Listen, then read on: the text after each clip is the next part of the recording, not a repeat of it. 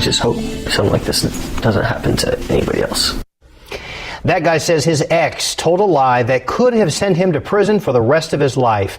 But he and his parents helped unravel the case against him. Tony Plohetzky has his story and how he felt guilty until proven innocent.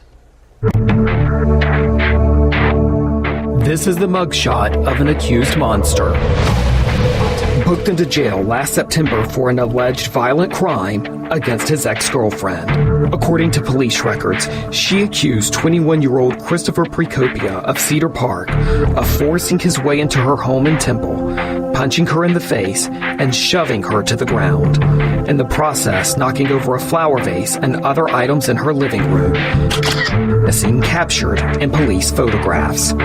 She told detectives that Precopia pinned her arms behind her head and used a box cutter to slice an X just above her chest. In a handwritten statement to police, she wrote, "I could hear the slices being made."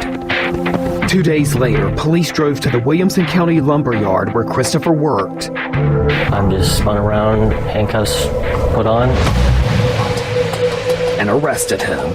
I had no idea who accused me of this. I had no idea why everything's happening, and I was lost.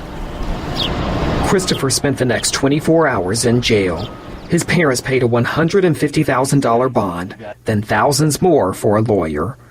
But Christopher says he knew he didn't do it, knew he couldn't have done it. I was constantly fearful as to what could happen the next day.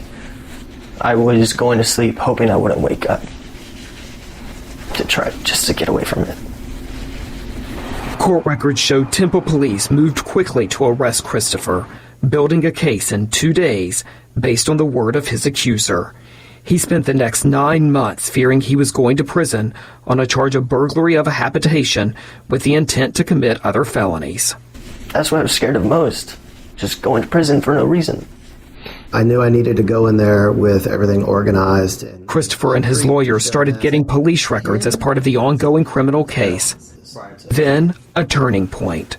He sent me a text message and said, okay, I finally got the details. And she's saying that it happened on September the 20th.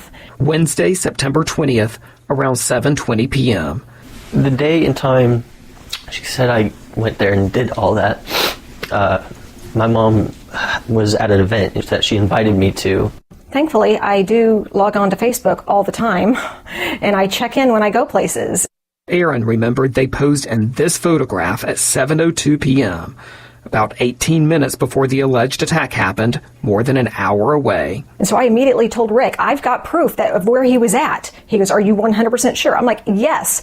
Prosecutors hired a forensic expert who confirmed the picture was, in fact, taken on that day at that time.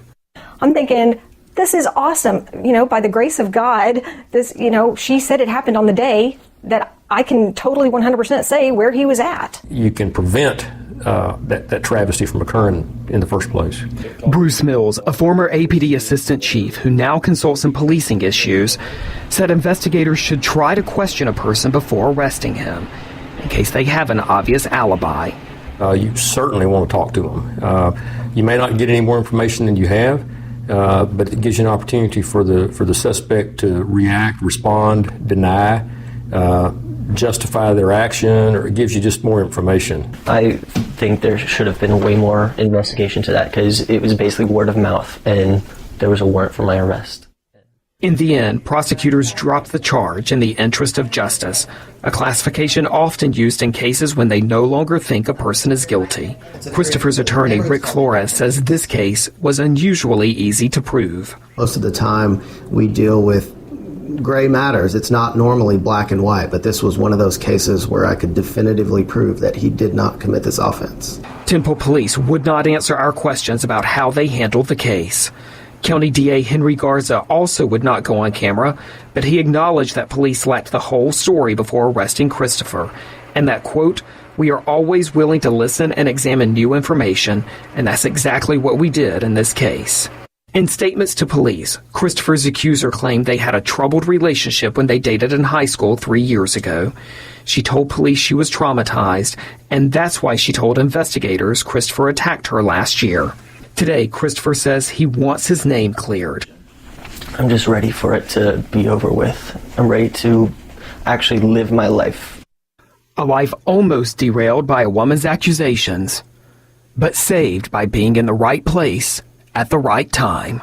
CJ and I have talked about that very often, about how lucky he is that she picked that particular day, and how scary it is that if she had chosen any other day, it would basically be his word versus hers, and he'd be looking at 99 years in a Texas prison. I just hope something like this doesn't happen to anybody else. Tony Plahetsky, KVUE News. Now, KVUE is not naming Christopher's accuser because she has not been charged with a crime. Prosecutors say the matter remains under review. Christopher's attorney also says he and his family are considering a lawsuit against that girl to try to recover the money spent on his bond and legal defense. If you have something you want the KVUE defenders to investigate, send us an email or call us. The number is right there on your screen.